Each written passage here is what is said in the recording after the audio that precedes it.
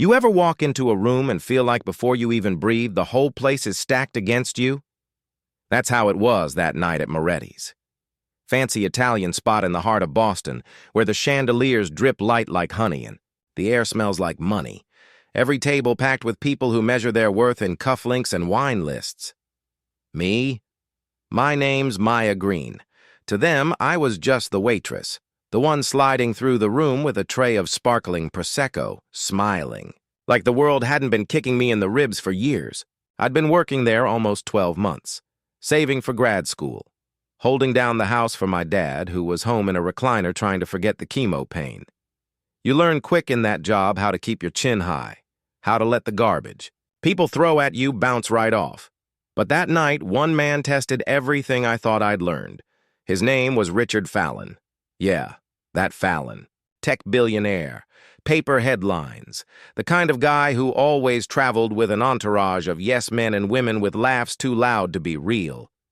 Soon as I saw that navy suit with gold cufflinks shining like Christmas lights, I knew I was in for it. I was balancing a tray when his voice cut the room in half. Hey, can she even read the menu? Loud, sharper than it needed to be. A couple at his table chuckled. Most pretended they didn't hear, but I felt it. Every eye swinging my way. People like to say sticks and stones, but words bruise. They bruise in places nobody ever sees. I didn't let it show. Just set down the drinks, nodded like nothing happened. But inside, I was shaking. I grew up with teachers who thought girls like me, black girls from Roxbury, should just be grateful to sit in their classroom at all. I knew this dance. I hated that I still had to play it.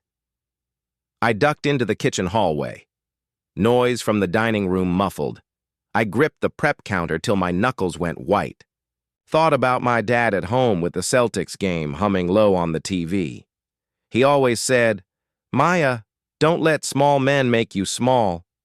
I breathed it in, forced back the tears.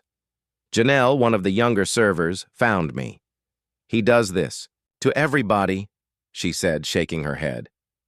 "You want me to switch tables?" But I shook mine. "No, he's not running me off." Some part of me had already started to boil. So I walked back out. Tray balanced, smile locked in place. And, of course, he flagged me down again, waving the menu like he was swatting flies. "Hey, sweetheart, explain this one.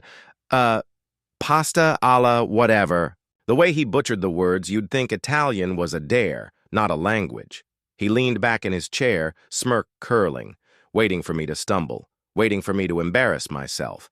Instead, I smiled, calm as Sunday. "It's pronounced pappardelle al cinghiale, sir. Wide ribbon pasta with wild boar ragu." Dead silence. Even his date's eyes widened. Fallon blinked once, twice, tried to grin like it was all a joke. "Oh, so what? You're Italian now." I kept my voice even. "No, sir, but I lived in Florence for a year. Graduated from Northeastern, minor in Romance languages." That landed. His whole table stilled, and somewhere behind me, I heard a slow, surprised clap. Another guest. Fallon tried to laugh it off, mumbling something about having to step up his game, but the moment was already gone. The room had shifted. Folks were looking at me different now, not just as a waitress, but as someone who could stand her ground. I walked away taller. But I'll be honest. My hands were still shaking. What I didn't know.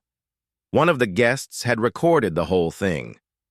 By midnight, it was all over TikTok. Billionaire gets schooled by Waitress. Hundreds of thousands of views, comments flooding in, some tearing Fallon apart, others praising me for keeping my cool. Of course, a few trolls chimed in. They always do, but they got drowned out. Next morning, my phone buzzed nonstop. Old classmates, neighbors, even a cousin I hadn't heard from in years. "Is this you? You're a legend." Even Mrs. Moretti. The owner pulled me aside before my shift. "You handled that with more class than half my managers. Would you help run a training session on menu pronunciation?" Suddenly, I wasn't just an employee. I was a resource, but life didn't magically change overnight. My dad's hospital bills still piled up. The dishwasher at home still broke. Down. The regular at table 4 still left me lousy tips. The only thing that felt different was me. I carried myself different. I walked into rooms like I belonged there, whether anyone agreed or not. Then came the twist. First, it was an invite to a local food festival. Then, a panel spot at the International Culinary Society conference in Chicago. Me, a waitress, flying out to talk about language, dignity, hospitality. I almost said no. I didn't think I was the right kind of expert, but my dad just looked at me, tired eyes steady. Some rooms you enter, Maya, so other people can see the doors open. So I went, and there I was, sitting next to chefs with Michelin stars, journalists with books to their names, and they wanted to hear from me. I told the story not like a sob story, but as proof that people see what they want to see, and sometimes the only way to change their view is to be undeniable. After the panel, strangers came up thanking me, sharing their own moments of being underestimated, asking for advice on how to handle it when people look through you instead of at you. Fallon tried to ride out the storm. He posted some half-baked apology online about not meaning to offend. Rumor was his PR team begged me to do a joint interview. I ignored them. I didn't need his spotlight. I had my own. Back at Moretti's, the air felt lighter. Mrs. Moretti let me lead staff orientations. We made culture and language part of the training, not just side notes. Some old-timers grumbled that I was getting too big for my apron. But more people started looking to me not just as a co-worker, but as someone who could open doors for them too. I got close with folks I'd barely spoken to before, a Guatemalan line cook, a Somali busboy, one of the pastry chefs from Naples. We started a little after-hours group. Whoever could make it on Wednesday nights brought food from home, and we ate together, shared recipes, swapped poems, helped each other fill out forms. Eventually, we called it the Bridge Table. A year later, the Bridge Table wasn't just a weekly hangout.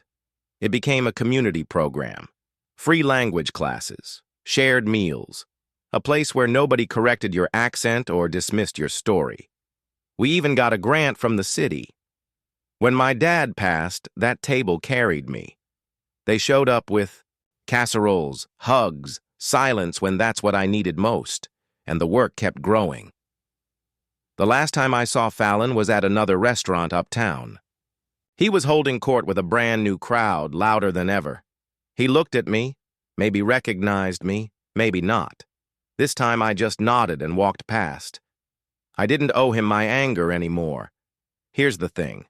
I never asked to be the face of anything. I just wanted to pay my bills, keep my dad comfortable, maybe grab a piece of the future for myself.